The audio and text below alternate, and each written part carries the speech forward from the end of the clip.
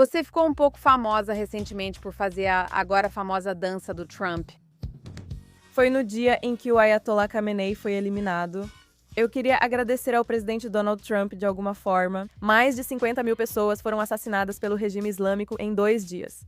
A intervenção dos Estados Unidos e de Israel era a única coisa que poderia nos ajudar. Todo o povo iraniano queria que isso acontecesse. Bem-vinda de volta ao Access of Truth na JNS. Hoje está comigo Muni Rahimi, uma ativista iraniana que atualmente estuda nos Estados Unidos após ter estudado em uma universidade sob a República Islâmica. Agora, Muni ganhou destaque durante a guerra no Irã por sua dança comemorativa do Trump. E agora ela se junta a nós para discutir os próximos passos na guerra contra o regime e compartilhar suas experiências crescendo no Irã. Muni Rahimi, muito obrigada por participar do programa e compartilhar sua história. É um prazer tê-lo aqui, ótima forma de começarmos. Quero dizer, qual é a história da sua família? Eu sei que você nasceu no Irã, você cresceu lá. Como foi essa experiência? E eu sei que você também teve uma experiência direta com a polícia da moral. Como foi isso para você, sendo uma jovem mulher no Irã? Bem, antes de tudo, muito obrigada, Emily, por me receber hoje. E já entrando nas perguntas. Então, eu nasci e cresci no Irã praticamente a minha vida toda. E depois me mudei, quer dizer, vim para os Estados Unidos há cerca de 2 anos para continuar meus estudos. E desde criança, mesmo quando eu era, acho que foi a primeira vez que realmente experimentei isso. Isso é o é, país em que estou vivendo. A primeira vez que experimentei isso foi quando eu era criança, com uns 6 ou 7 anos, quando eu queria ir para a escola, para a primeira série. E essa foi a primeira vez que me forçaram a usar hijab ou a me cobrir completamente. De forma rigorosa, não era só colocar algo no meu corpo, tipo um uniforme, como aqueles uniformes das fotos que você vê nas redes sociais. Então eles me forçaram a usar aquilo. E eu me lembro que quando era criança, alguns dias eu me recusava a usar o hijab para cobrir meu próprio cabelo, porque parecia que na primeira vez que você usa, parece que você não consegue respirar às vezes, especialmente sendo criança com 6 ou 7 anos de idade. Eu me lembro que uma vez eu simplesmente tirei na escola e a diretora, tipo, o pessoal da escola veio até mim e aí tentaram me punir ou tentaram me advertir, tipo, para uma criança de 7 anos para usar aquilo, tipo, você tem que usar isso, sabe? E foi a primeira vez que eu experimentei isso, que, ah, não, isso não é algo que parece certo, mesmo sendo criança. E então, eu cresci nesse ambiente. Toda vez que você queria ir a algum lugar mais formal, ou não sei, se você quer tirar a carteira de motorista, quer ir para a escola, quer ir para qualquer lugar, como tirar seu passaporte, ir ao aeroporto, você tem que usar hijab. E se não usar, eles vão te advertir e depois vão te punir. Ou se tiver a polícia da moralidade lá, eles vão te prender. Então, a primeira vez que fui presa pela polícia da moralidade foi quando entrei na faculdade. Então, eu fui para a Universidade de Teherã, no Irã, e naquela área, porque a Universidade de Teherã é um pouco politizada, tipo, os estudantes de lá, tipo, eles sempre, não sempre, mas quando algo acontece, eles não, ficam, tipo, em silêncio. Eles simplesmente vêm, protestam e tudo mais. Então tem muita polícia da moralidade naquela área, tipo, ao redor da faculdade em Teherã. Então a primeira vez que eu fui pega pela polícia da moralidade. Só porque meu tornozelo, tipo, a pele do meu tornozelo estava aparecendo um pouquinho, tipo, isso é insano. Eu estava completamente coberta com lenço e tudo. Meu cabelo estava coberto, só a pele do meu tornozelo estava aparecendo. E eles me prenderam por causa disso. E então, eles me forçaram a entrar naquelas vans e começaram a me ameaçar. Diziam que se eu não entrasse na van, eles iam me bater. Iam fazer isso, iam fazer aquilo. E então eles, me forçaram a entrar naquelas vans. E quando eu entrei na van, vi outras garotas lá, chorando muito. Eu fiquei tipo, meu Deus, o que que tá acontecendo? Aquela foi a minha primeira vez, então eu fui pega pela polícia da moralidade algumas vezes. Mas a primeira vez foi insana pra mim, porque eu realmente não sabia, que tipo de ambiente ia ter lá. E aí eles, levaram, tipo, aquelas mulheres pra alguma organização, tipo, aquelas, instituições que eles têm. E a primeira coisa que eles fizeram foi tirar nosso telefone, para que a gente não pudesse, tipo, gravar ou filmar aquele ambiente. Então eles pegaram meu telefone e aí eles começaram a me ameaçar, ameaçar todas aquelas mulheres que estavam naquele lugar, e então não. O que você viu, com o que eles te ameaçaram, o que você viu eles fazerem com outras jovens que estavam em situação parecida? Sim, então, porque foi a primeira vez, era a minha primeira vez indo para esses lugares. Eu não resisti, tipo, sempre que eles mandavam entrar, fazer isso ou aquilo, eu simplesmente fazia, sem resistir. Mas eu lembro que vi algumas mulheres que resistiram e eles meio que forçaram elas, tipo, simplesmente arrastando aquelas mulheres pra dentro desses lugares. E eu lembro que algumas delas tinham, tipo, esse negócio. Eu não sei como se chama, mas eles usavam isso pra bater nas mulheres e simplesmente arrastavam essas mulheres pra dentro da van, levavam elas pra esses lugares. Aquele prédio onde eles acabaram de nos colocar, e tantas meninas estavam chorando muito lá dentro, e então eles começaram a nos ameaçar. Se você não fizer isso ou aquilo, vamos te mandar para a prisão. Diziam isso para todas as meninas. E então eles me deram acesso ao telefone deles e eu liguei imediatamente para os meus pais. E aí eles vieram.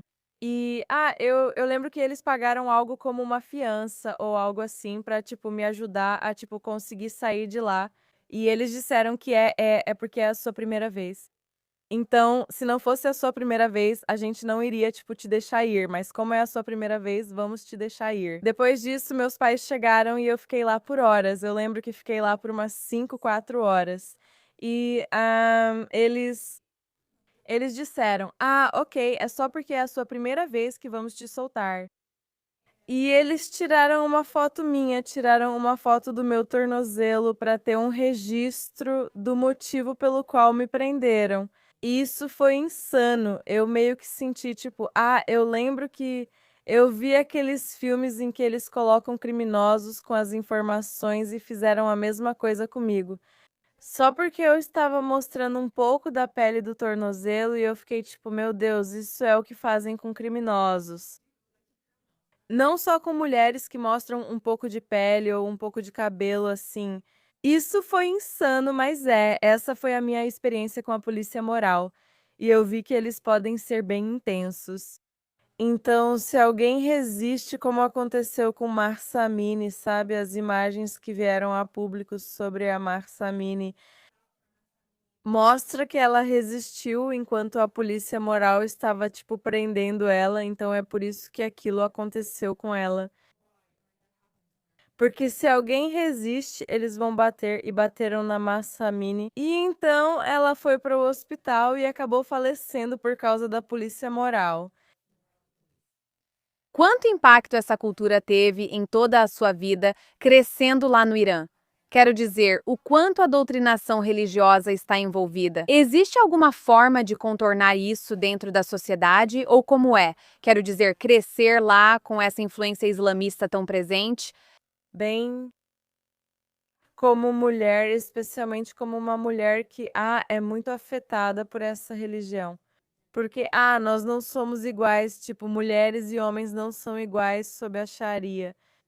Tipo, elas não podem, no Irã, elas não podem ir ao estádio, elas não podem, nem mesmo ser indicadas, se candidatar para, ser presidente ou, cargos mais altos.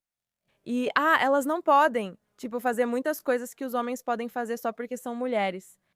E quando eu estava crescendo no Irã, tipo, aos poucos eu fui entendendo isso. E, eu ficava sentindo que, ok, tipo, a cada ano que eu estava no Irã, especialmente nos últimos 4 ou 5 anos em que eu morava lá, Eu realmente percebi que, isso não é algo que eu consiga, viver numa situação dessas. Então, e esse foi o motivo pelo qual eu, decidi, sair daquele país. Porque eu sabia que, tipo, eu tenho esse espírito em mim de que se eu vejo que tem algo errado, eu definitivamente vou me manifestar. Eu com certeza vou criticar e com certeza vou protestar contra isso. Participei de vários protestos e vi amigos meus sendo presos e levados para a cadeia. Uma amiga de uma amiga minha foi estuprada na cadeia. E quando ela saiu da cadeia e quando eu a vi, ela estava completamente diferente, como se fosse outra pessoa. E eu presenciei esses momentos e vi que ela realmente tentou se suicidar. Eu vi tudo isso. E eu sei com certeza que se eu não tivesse saído daquele país, eu não sei, talvez eu nem estivesse viva, já que houve um massacre que aconteceu em janeiro no Irã. Então, esse era o sentimento que eu tinha. E graças a Deus eu tive essa oportunidade. Eu tive a chance de vir para os Estados Unidos para continuar meus estudos. Este grande país, que me deu todas as possibilidades, oportunidades e liberdade que eu sempre pedi, tanto para mim quanto para o meu povo dentro do Irã. E é por isso que estou constantemente tentando ser atuante, ser a voz dos iranianos dentro do Irã, especialmente porque eles não têm acesso à internet. Já faz, sei lá, 40 dias, 47, talvez mais de 5 semanas que as pessoas no Irã não têm acesso à internet. Então, essa é a minha motivação para ser a voz dessas pessoas dentro do Irã.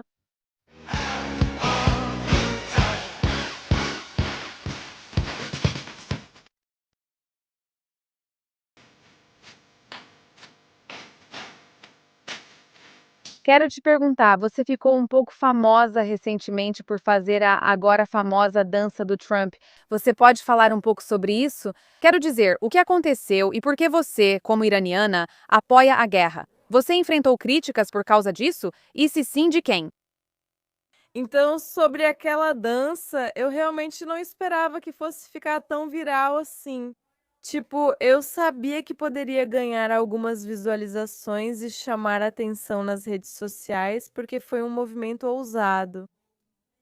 Mas eu não esperava que fosse ficar tão viral assim. Mas o motivo de eu ter feito aquilo foi porque era o dia em que o Ayatollah Khomeini foi eliminado pelos Estados Unidos. E esse foi um dia que, na verdade, era meio que o meu sonho durante toda a minha vida. E eu sempre pensei assim: se você me perguntasse há uns 6 meses, eu diria, ok, talvez eu nunca veja o dia em que o Ayatollah Khomeini fosse eliminado. Talvez, tipo, em outra vida, não sei, porque eu não conseguia imaginar que essa pessoa fosse eliminada. E quando aconteceu, eu fiquei tão empolgada. Tipo, o sentimento, eu não sei como descrever, porque não tem como descrever esse sentimento, porque esse era o sonho da minha vida inteira. Então, quando isso aconteceu, e foi só porque ah, de- é, é, pela intervenção dos Estados Unidos e de Israel juntos. E eu queria agradecer ao presidente Donald Trump de alguma forma. Então, a ideia de dançar como na coreografia do YMCA simplesmente veio à minha cabeça. E aí eu só fui lá e fiz. E eu fiz isso enquanto estava esperando o Uber. Então, eu estava saindo com minha amiga para comemorar a eliminação do Ayatollah Khomeini. E eu estava esperando o Uber, e o Uber estava a uns 15 minutos de distância. E esse foi o motivo. Eu pensei, o que eu poderia fazer em 15 minutos? E eu simplesmente gravei aquilo, postei e fui comemorar com minhas amigas, desliguei meu celular. E aí, depois de algumas horas, quando eu peguei meu celular para checar minhas redes sociais, eu vi que aquele vídeo tinha explodido na internet inteira. Foi uma loucura. E sim, então esse foi o meu sentimento. E eu acredito que, porque estou vendo todos os meus amigos, todas as pessoas ao meu redor, até mesmo fora do Irã, tiveram o mesmo sentimento sobre aquele dia. E eu sei que as pessoas no Irã, já que eram milhões de pessoas, saíram para protestar nos dias 8 e 9 de janeiro e todas elas queriam isso.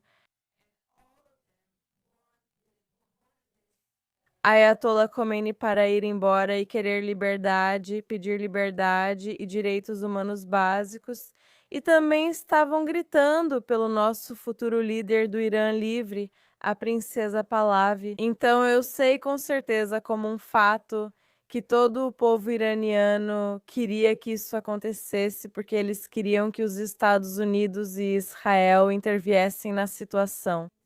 Porque nós já estamos cansados. Estamos tão fartos deste governo, deste regime islâmico no Irã, e nós fizemos o nosso melhor. Tipo, você viu que havia milhões de pessoas nas ruas com as mãos vazias. Tipo, todas elas, cada uma dessas pessoas que foram para as ruas, sabiam com certeza que, se fossem para a rua, talvez não voltassem vivas.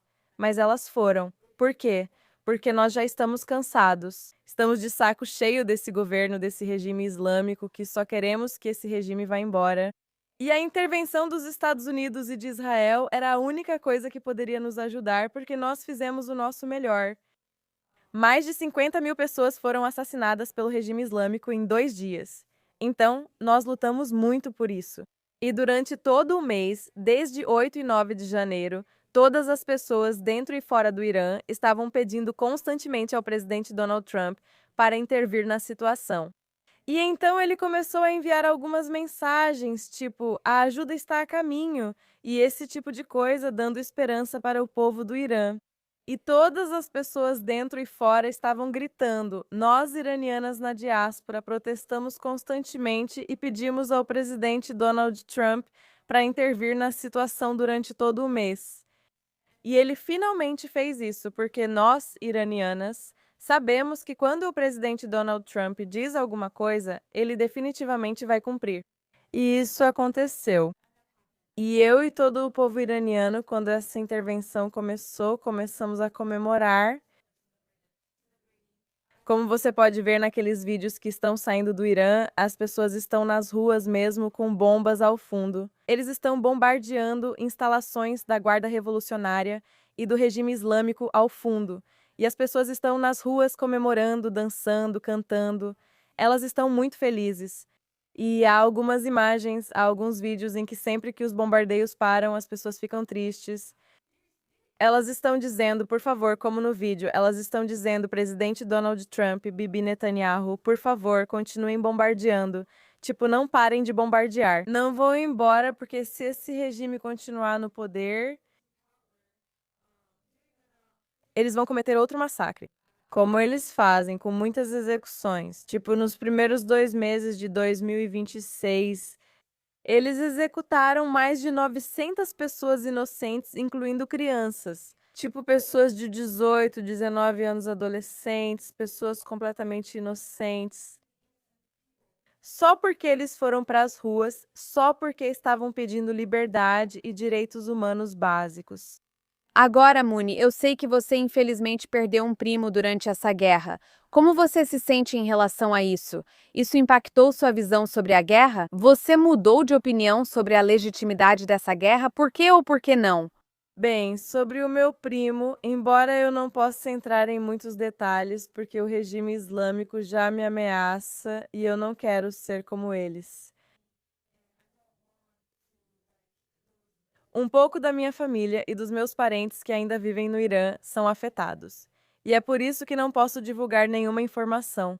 Mas a única coisa que posso dizer é que perdi meu primo, não por causa dos bombardeios, não houve bombardeios perto dele. Nada, nem sequer perto. E isso aconteceu antes do Nowruz, o Ano Novo Persa. E tudo isso foi por causa do regime islâmico. E o motivo, assim como a razão da morte dele, é 100% o regime islâmico. Você pode ver imagens, por exemplo. As forças do regime islâmico nas ruas, elas têm armas.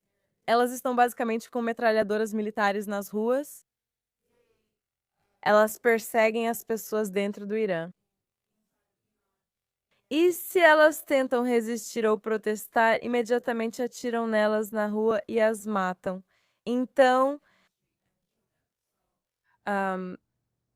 isso não é algo. ahn, ah, E também só para mencionar que as pessoas, especialmente as pessoas no Ocidente, os esquerdistas, os critérios de guerra, a esquerda trabalhista, eles sempre tentam ignorar o fato de que esse regime assassina o próprio povo.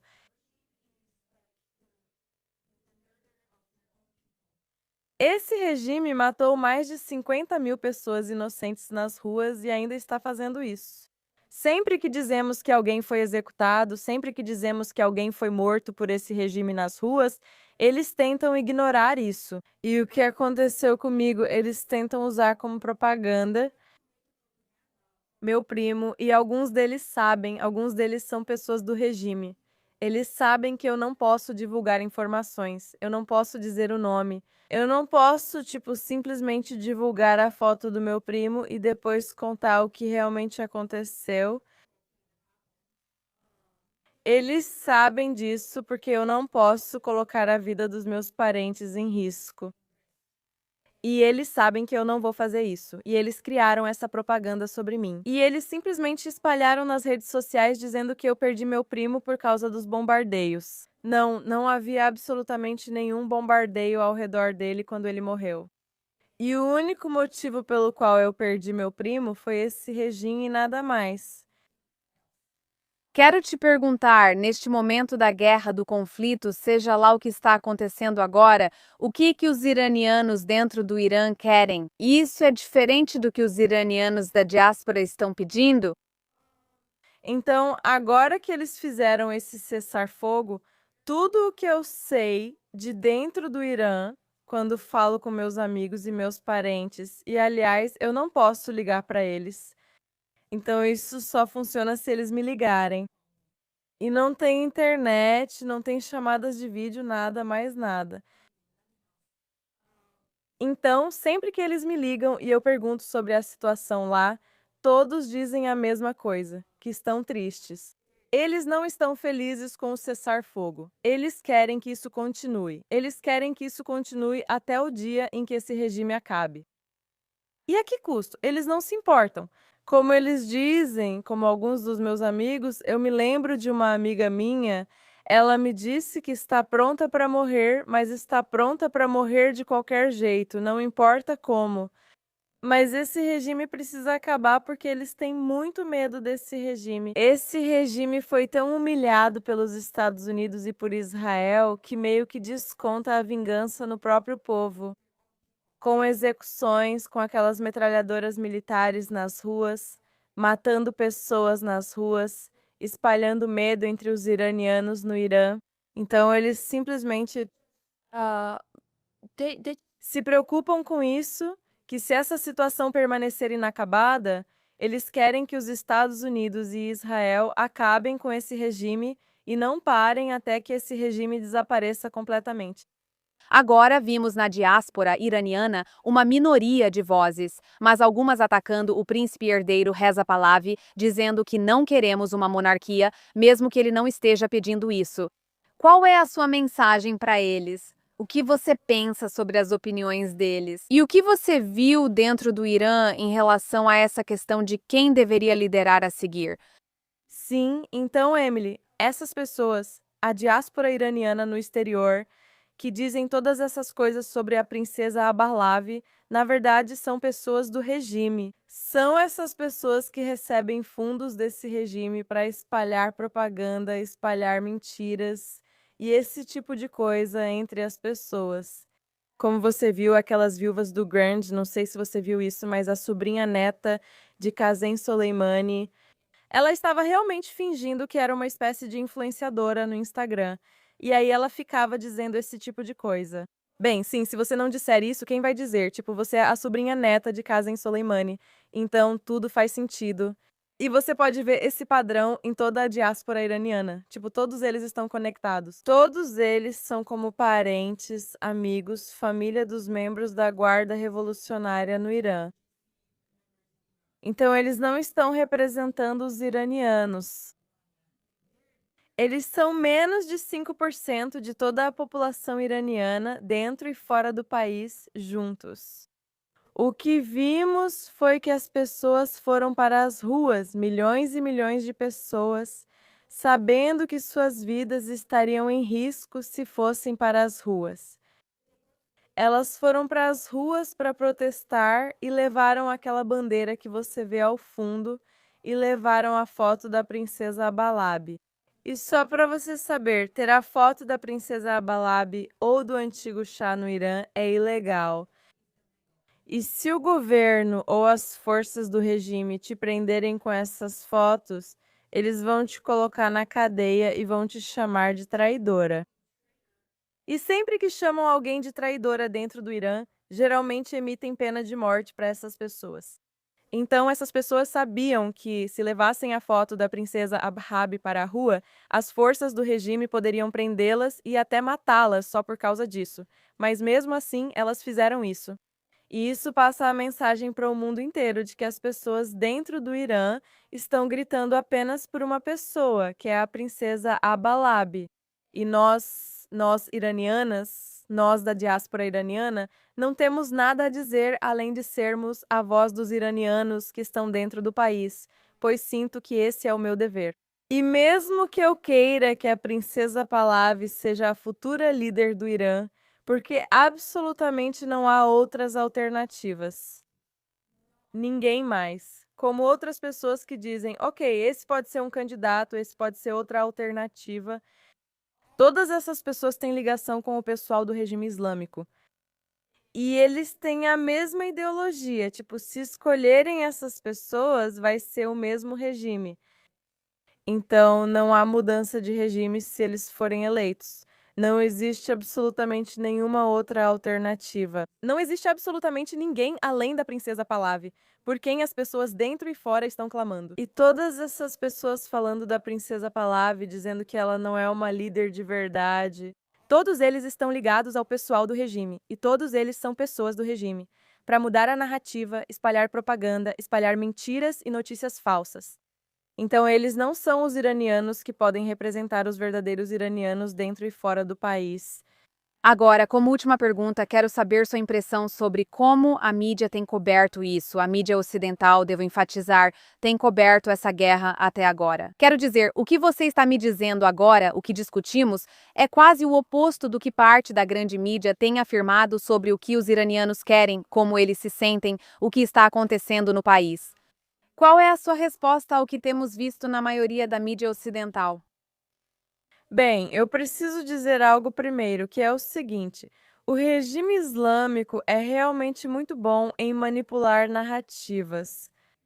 De verdade, eles vêm praticando a disseminação de propaganda nos últimos 47 anos. E eles têm muito dinheiro, tudo por causa dos recursos do Irã, todo esse dinheiro que eles podem usar para financiar isso. Tantas mídias, tantas pessoas para espalhar propaganda, para tipo contratá-las para trabalhar para eles. Aquelas pessoas que vêm até nós, tipo, vão para a mídia ou espalham fake news e mentiras.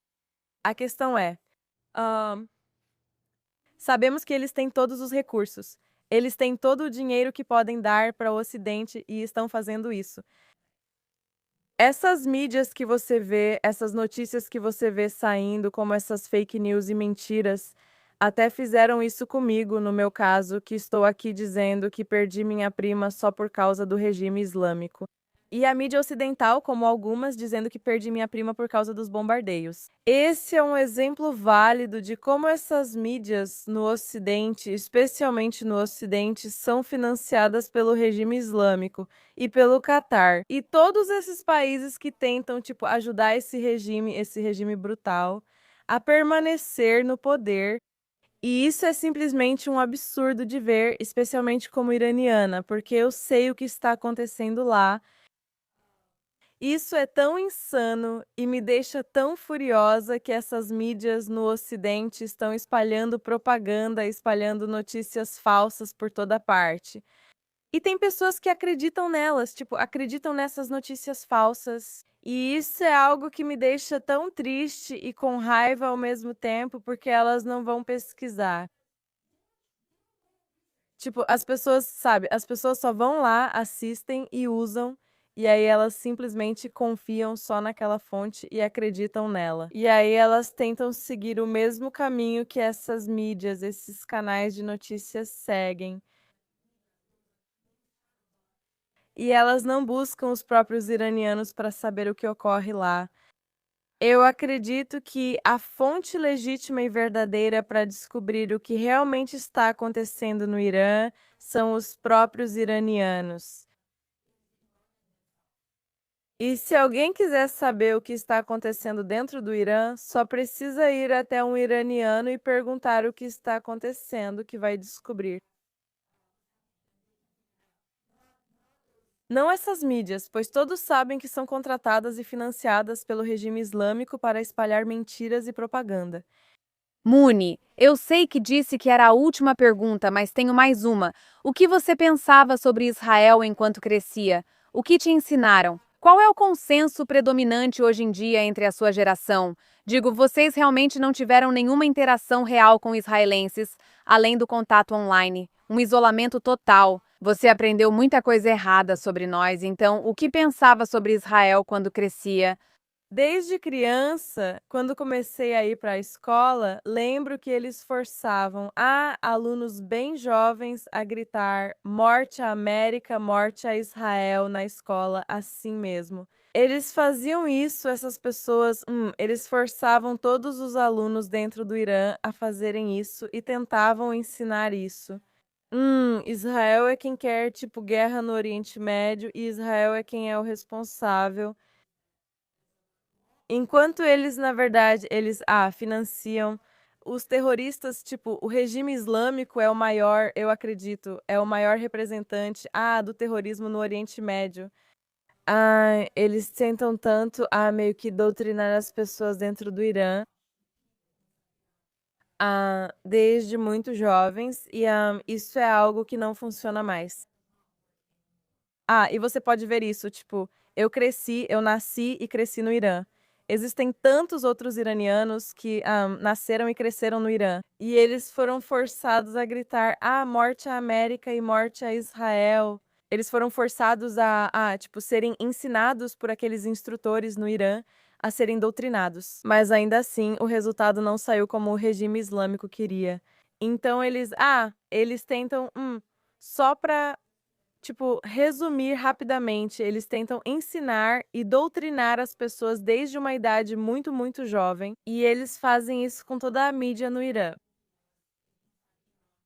E isso é algo que eu, na verdade, estou vendo esse padrão também no Ocidente, infelizmente. E isso é o que me deixa, tipo, muito triste. Porque o Ocidente, tipo, os Estados Unidos e outros países, são países ótimos. E não deveria ser assim. Tipo, quero dizer, para o Irã, porque todos os ditadores, toda essa liberdade que foi tirada das pessoas, e todas essas coisas que o regime islâmico fez com o próprio povo. Mas os Estados Unidos ou outros países têm liberdade absoluta para todos aqui realmente entenderem isso, qual é a realidade, qual é a verdade.